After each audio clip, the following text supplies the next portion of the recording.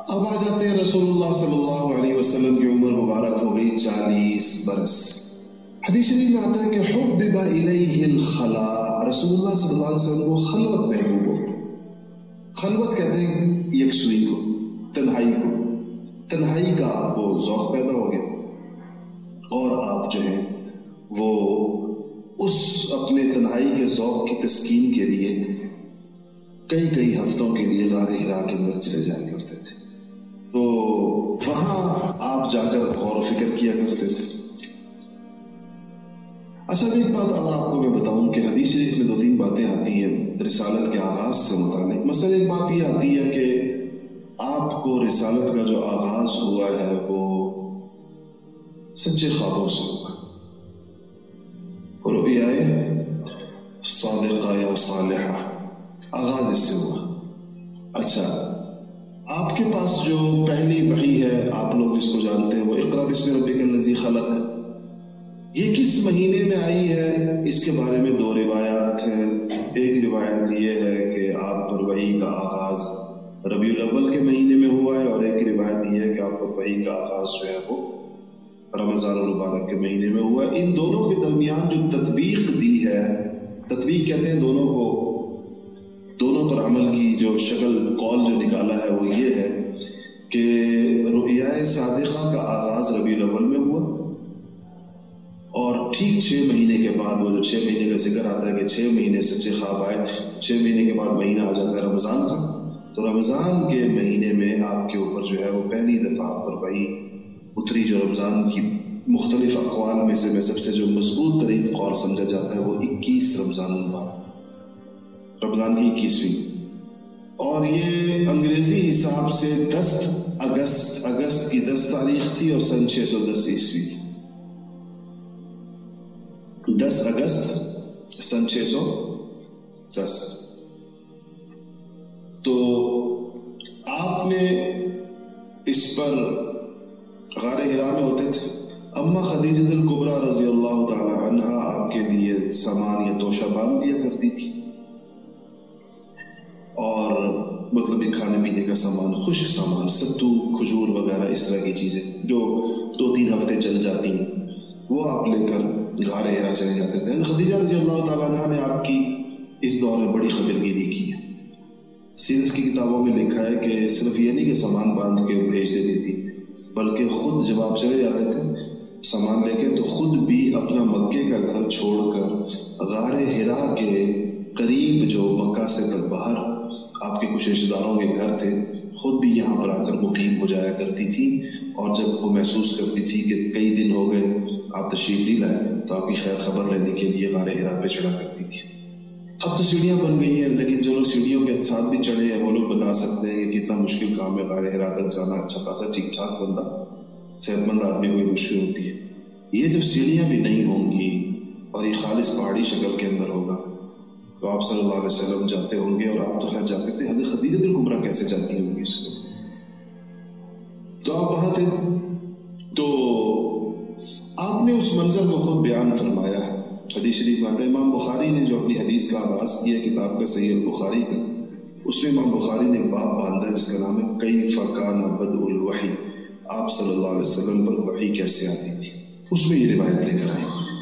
آپ صلی اللہ علیہ وسلم فرماتے ہیں کہ میں غار حرا میں تھا. اچھا آپ کی جو کیفیت تھی غار حرا کے اندر یہ وہ ہے جو قرآن کی ایک آیت کے اندر بیان ہوئی ہے، وَوَجَدَكَ ضَالًّا فَهَدَى. ضال کہتے ہیں متحیر کو. آپ صلی اللہ علیہ وسلم کو ایک تو آپ کی فطرت صالحہ کا تقاضا، ایک آپ کی ملنے والی نبوت کا تقاضا کہ آپ کو اللہ کی معرفت تو تھی، آپ کے پاس اللہ تعالیٰ کو شریعت نہ ہونے کی وجہ سے، نہ اترنے کی وجہ سے، کتاب نہ ہونے کی وجہ سے اللہ تعالیٰ کو راضی کرنے کے طریقے معلوم نہیں تھے، کیونکہ نہ نماز تھی، نہ روزہ تھا، نہ حج تھا، نہ زکوٰۃ تھی، نہ قرآن تھا، نہ تلاوت تھی. تو اور اندر سے فطرت کا تقاضا زوردار تھا کہ خالق کائنات کی معرفت کی چیزیں پتہ چلیں، اس کی محبت کی چیزیں پتہ چلیں، اس کی رضامندی کی چیزیں پتہ چلیں، اس کی چاہت پتہ چلے کیا ہے. اس کیفیت تو قرآن نے کیا کہا ہے، وَوَجَدَكَ ضَالًّا. ہم نے آپ کو کیا پایا؟ حیران پایا اور سرگردان پایا، پھر ہم نے کیا کیا؟ فہدا، آپ کو رستہ دکھا دیا، آپ کو بتا دیا کہ یہ رستہ ہے. اور وہ رستہ کیا تھا؟ یہ پوری شریعت رستہ ہے. یہ پوری شریعت کیا ہے؟ یہ وہ رستہ ہے جو حضور کو سکھایا ہے کہ آپ کا رستہ بھی یہی ہے، آپ کی امت کا رستہ بھی یہی ہے، قیامت تک آنے والوں کا رستہ بھی یہی ہے. یہ قرآن ہے، یہ سنت ہے، یہ ساری کی ساری چیزیں. یہ اتنی بڑی نعمت ہے جو حضور کے تحیر کا جواب ہے. گویا کہ حضور اکرم صلی اللہ علیہ وسلم کی جو تحیر اور سرگردانی اور آپ کے جو آپ اس کے اندر کوشاں تھے اس کے لیے. تو آپ نے فرمایا کہ میں بیٹھا ہوا تھا غار حرا میں، آپ تشریف فرماتے ہیں کہ جبرائیل امین تشریف تھے. جبرائیل نے آ کر حضور اکرم صلی اللہ علیہ وسلم سے کہا کہ اقرا، پڑھیے. آپ نے فرمایا کہ ما انا بقارئ، میں تو پڑھا ہوا نہیں. اس پر جبرائیل نے آپ کو جپھی ڈال دی، جسے کہنا چاہیے، اور بھیجا، یعنی زور لگایا. آپ نے فرمایا کہ جتنی میری برداشت تھی اتنا زور لگایا. جب میری برداشت سے بات باہر جانے لگی تو جبرائیل نے مجھے چھوڑ دی اور پھر کہا کہ اقرا، پھر سے کہا پڑھی. آپ نے کہا کہ ما انا بقارئ. نبی انسان، ما انا بقارئ کا مطلب ہے کہ میں پڑھا ہوا نہیں ہوں. میں نے آپ کو یہ بات بتائی تھی، آپ مجھے ذرا بتائیں کہ یہ نبی انسانوں سے کیوں نہیں پڑھتے؟ نبی کے علوم کو انسانی خیالات کی اور افکار کی آمیزش سے پاک رکھا جاتا ہے.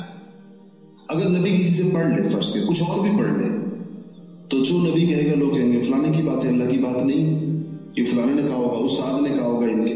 اور کوئی انسان پھر واجب الاطاعت کیسے ہوگا؟ وہ تو اللہ تعالیٰ کی بات ہے. تو اللہ جل شانہ نبیوں کے افکار کو، ان کے نظریات کو، ان کے خیالات کو انسانی خیالات سے پاک رکھتے ہیں. اور جو کچھ نبیوں کے دل و دماغ میں اللہ براہ راست ڈالتے ہیں، اسی لیے پھر اللہ تعالیٰ اس کی ذمہ داری بھی اٹھاتے ہیں. اور اللہ کہتے ہیں کہ وما ينطق عن الهوى ان هو الا وحی یوحى. یہ نبی اپنی مرضی سے کچھ نہیں کہتے. ہم جو ان کو، نبی خود نہیں بولتے، ہم جیسے بلواتے ہیں یہ ویسے بولتے. تو اس لیے انبیاء علیہ الصلوۃ والسلام انسانوں سے نہیں پڑھتے. تو آپ نے فرمایا بالقارئ 3 دفعہ ایسے ہوا. اب 3 دفعہ ایسا ہونے کے بعد اب پھر تیسری دفعہ جب جبرائیل امین نے آپ کو چھوڑا تو کہا کہ اقرأ باسم ربک الذی خلق، خلق الانسان من علق، اقرأ وربک الاکرم الذی علم بالقلم علم الانسان ما لم یعلم. آپ یہ بات ذہن میں رکھیں، تقریباً 650 برس کے بعد آسمان کا رابطہ زمین کے ساتھ بحال ہو رہا ہے وحی کے ذریعے سے. کیونکہ آخری وحی کس پر اتری؟ عیسیٰ علیہ السلام کے. عیسیٰ کو جب اللہ نے آسمانوں پر اٹھا لیا تو وحی کا سلسلہ بھی کیا ہو گیا؟ بند. 650 سال کے بعد وحی اتر رہی ہے. اور یہ بات آپ نے ذہن کے اندر رکھیں کہ مکہ کے معاشرے کی تمام برائیاں، ایک سے بڑھ کر ایک جو کام وہاں ہو رہا تھا، بچیاں زندہ درگور ہو رہی ہیں، بدکاریاں ہو رہی ہیں، اور چیزیں ہو رہی ہیں، لیکن وحی ان میں سے کسی چیز کو پوائنٹ آؤٹ نہیں کر رہی. اور وحی کیا کہہ رہی ہے؟ اقرا. کیا کہہ رہی ہے؟ اقرا. اچھا، اقرا تو ہمیں سمجھ میں آتا ہے کہ ہم نے اقرا کے نام سے یونیورسٹیاں بھی بنا لی، اقرا کے نام سے کالج بھی بنا لیے، اقرا کے نام سے اسکول بھی بنا لیے، پیغام اقرا، امت اقرا، یہ سارا کچھ تو ہے. لیکن ہم نے ایک چیز بھول گئے. کیا بھول گئے؟ بسم ربک الذی خلق، اس کے ساتھ جوڑا نہیں ہے. اس وقت ہمارے اقرا ہے لیکن کیا نہیں ہے؟ بسم ربک الذی خلق نہیں. حالانکہ تو آپ اس کے اندر جڑے ہوئے تھے. جب اقرا کو آپ نے اسم ربک الذی خلق، جس سے پیدا کیا، اس کے نام سے کاٹ دیا، اس کا نتیجہ یہ نکلا کہ لوگ پڑھ لکھ کر دہریے بھی ہو رہے ہیں، مسلمان پڑھ لکھ کے لبرل بھی بن رہے ہیں، پڑھ لکھ کر جو ہے ایتھسٹ بھی بن رہے ہیں، پر پڑھ لکھ کر سارا کچھ ہو. وہ تو اقرا کے بعد تو بربادی، تو اقرا کے بعد تو ہونا ہی چاہیے کہ انسان بن جائے، سنور جائے، اس کی معرفت الہی کا پیمانہ بلند ہو جائے. یہ اس سے نہیں ہو رہا کہ ہمارا اقرا پیدا کرنے والے کے نام سے کٹ گیا. کیا ہو گیا؟ کٹ گیا. اس لیے بہرحال اس پر جو ہے یہ تو انہوں نے کہا کہ اب آپ سوچیں، اب آپ وہ لوگ اپنے ذہن کے اندر غار حرا کو لے کر آئے جنہوں نے وہاں دیکھا ہے کہ وہاں سے آپ صلی اللہ علیہ وسلم سیڑھیوں سے نہیں بلکہ وہی پہاڑ سے اترے ہوں گے. تاریخ 10 اگست کی ہے. تاریخ کون سی؟ کہنے کا مقصد ہے کہ گرمی اپنے عروج پر ہے، اور گرمی بھی مکہ کی ہے. کہاں کی ہے؟ مکہ کی. اور آپ پہاڑ سے اترتا بندہ سردی کے موسم میں بھی پہاڑ سے نیچے اترے تو اس کو گرمی لگ جاتی ہے. اور آپ اس سے نیچے اترے اور یہ خانہ کعبہ کے قریب آپ کا گھر تھا، وہاں تشریف لائے، لیکن آپ کے اوپر کپ کپی تاری ہے، لرزہ تاری ہے اور آپ کو شدید سردی لگ رہی ہے. آپ نے آ کر حضرت خدیجہ کبریٰ سے فرمایا، خدیجہ کبریٰ سے کہ زملونی زملونی، میرے اوپر کمبل ڈالو، میرے اوپر کمبل ڈالو. چاہے خدیجہ نے کمبل ڈالا. خدیجہ نے اتنی ہوشیار خاتون تھی، ان کا اللہ نے انتخاب آپ کے ساتھ کے لیے اس لیے کیا تھا کہ انہوں نے یہ نہیں پوچھا کہ کیا ہوا. یہ آج کل کی عورتیں ہوتی تو میرے خیال ہے سوال کر دیتے، مزید ہی طبیعت خراب کر دیتے کہ جی کیا ہوا، کیسے ہوا، یہ آپ کا کپا کیوں رہے ہیں سردی میں. خدیجہ نے کوئی ایسی بات نہیں. تو آپ نے پھر یعنی آپ کی حالت دیکھیے خدیجہ، اور جو آپ نے کہا کہ کمبل ڈالو، کمبل ڈال دیا، اور آپ نے ایک جملہ ارشاد فرمایا اور اس جملے سے آپ کی حالت مزید کی سنجیدگی کا پتہ چل رہا تھا کہ آپ نے فرمایا کہ خدیجہ لقد خشیت علی نفسی، خدیجہ مجھے لگتا ہے کہ آج میری جان نکل جائے گی. اب دیکھیں ایک عورت، اس کو کچھ بیک گراؤنڈ نہیں پتا کیا ہوا، جبرائیل آئے تھے، کیا بات چیت ہوئی ہے، ان کو پوچھنا چاہیے تھا جی کیوں جان نکل جائے گی، کیا ہوگا، یہ کیا ہوا، کچھ خدیجہ نے نہیں پوچھا. خدیجہ نے کہا کہ واللہ لا یخزیک اللہ ابدا، کہ خدا کی قسم اللہ تعالیٰ آپ کو کبھی پریشان نہیں کرے گا.